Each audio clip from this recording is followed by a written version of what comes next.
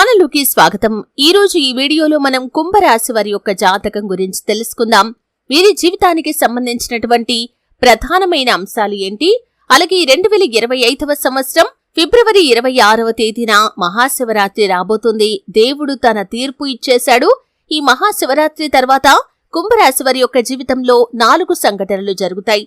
అయితే ఎటువంటి 4 సంఘటనలు వీరి యొక్క జీవితంలో మహాశివరాత్రి తర్వాత జరగబోతున్నాయి? శ్రీ వారాహిదేవి జ్యోతిష్యాలయం పండిత్ పవన్ నంబూదిరి కేరళ తాంత్రిక్ గురువు గారు #1 వశీకరణ స్పెషలిస్ట్। విద్య, ఉద్యోగం, వ్యాపారం, పెళ్లి, ఆరోగ్యం, నాగదోషం, సంతానం, రాజకీయం, వామాచార దోషం, భార్యాభర్తల మధ్య గొడవలు, అత్తకోడల మధ్య గొడవలు, ప్రేమించి మోసపోవటం, స్త్రీ పురుషుల వశీకరణం, ధనం నిలబడలేకపోవటం, ఇటువంటి మీ ఏ సమస్యలకైనా 24 గంటల్లో పరిష్కారం లభించును। సంప్రదించాల్సిన ఫోన్ నంబర్ 9043637512। వీరికి అనుకూలంగా ఉంటాయా లేదా ప్రతికూలంగా ఉంటాయా? ప్రతికూలతలు అనుకూలంగా మార్చుకోవటానికి కుంభరాశి వ్యక్తులు ఏం చేయాలి?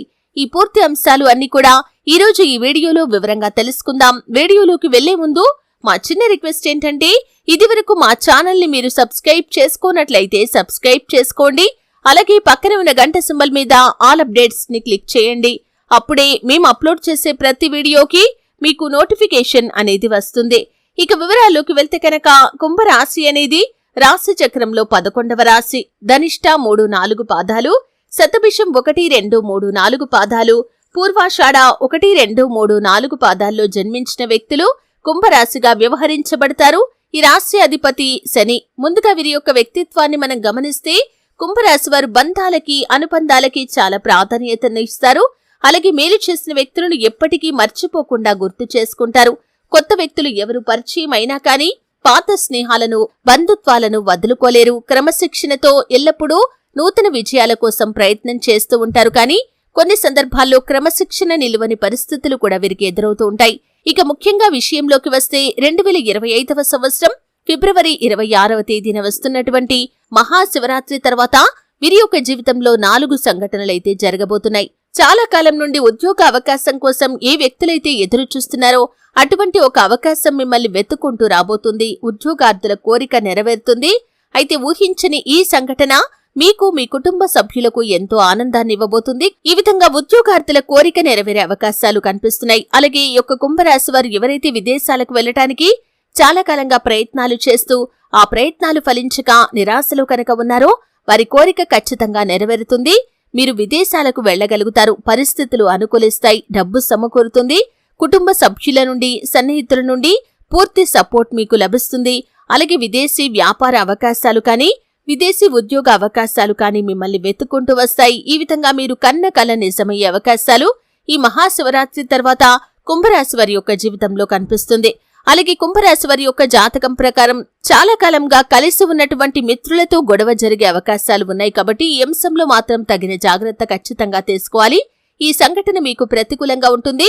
అయితే చాలా కాలంగా మీరు కలిసే ఉన్నారు, ఒక చిన్న విషయంలో మీకు గొడవ జరిగే అవకాశాలైతే కనిపిస్తున్నాయి, కాబట్టి ఈ విషయంలో తగిన జాగ్రత్త తీసుకోవాలి। అనవసరంగా వాదించుకుంటూ సమస్య తీవ్రతను పెంచుకోకుండా సమస్య తీవ్రత తగ్గించుకునే ప్రయత్నం చేయండి। అప్పుడు మీరు మీ యొక్క లైఫ్ లో బంధాలు విచ్ఛిన్నం కాకుండా కాపాడుకోగలుగుతారు। అలాగే కుంభరాశి వారు ఎవరైతే చాలా కాలం నుండి తోబుట్టువులతో గొడవల కారణంగా దూరంగా ఉన్నారో, అంటే అన్న తమ్ముళ్ళు కావచ్చు, అక్కా చెల్లెలు కావచ్చు, అక్కా తమ్ముడు, అన్నా చెల్లి, ఇలా ఎవరైనా సరే తోబుట్టువులతో మీకు గొడవలు జరిగాయి, అయితే ఆ గొడవలు చాలా రోజులుగా అలాగే కొనసాగుతున్నాయి। వారితో కలుసుకోవాలని, వారితో తిరిగి మీ యొక్క బంధాన్ని పునరుద్ధరించుకోవాలని మీరు ఎన్ని ప్రయత్నాలు చేసినా కానీ ఇదివరకు ఫలించలేదు। ఊహించని ఒక సంఘటన మిమ్మల్ని కలిపే అవకాశాలు కనిపిస్తున్నాయి। ఆ సంఘటన ద్వారా మీ మధ్య ఉన్నటువంటి కోపతాపాలు అన్నీ కూడా వదిలేసి వారితో తిరిగి మీ యొక్క బంధాన్ని మీరు కలుపుకునే పరిస్థితి వస్తుంది। అటువంటి సదవకాశాన్ని భగవంతుడే మీకు ప్రసాదించాడు। ఈ విధంగా అనుకూల ప్రతికూల ఫలితాల మిశ్రమంగా కుంభరాశి వారికి ఈ మహాశివరాత్రి పర్వదినం తర్వాత 4 సంఘటనలు జరుగుతాయి। ప్రతికూలతలు అనుకూలంగా మార్చుకోవటానికి శివారాధన తప్పనిసరిగా చేసుకోండి। శివుడికి రుద్రాభిషేకం చేయించండి। అలాగే మీ ఇంట్లో శ్రీయంత్రాన్ని స్థాపించి నిత్యం పూజించండి। పేదలకు గొడుగులు, పాదరక్షలు దానం చేయండి। అపారమైన పుణ్యఫలాన్ని భగవంతుడు మీకు ఖచ్చితంగా ప్రసాదిస్తాడు। చూశారు కదండి, వీడియో నచ్చితే ఖచ్చితంగా లైక్ చేయండి। మరిన్ని మంచి మంచి వీడియోల కోసం ఇప్పుడే మా ఛానల్ ని సబ్స్క్రైబ్ చేసుకోండి।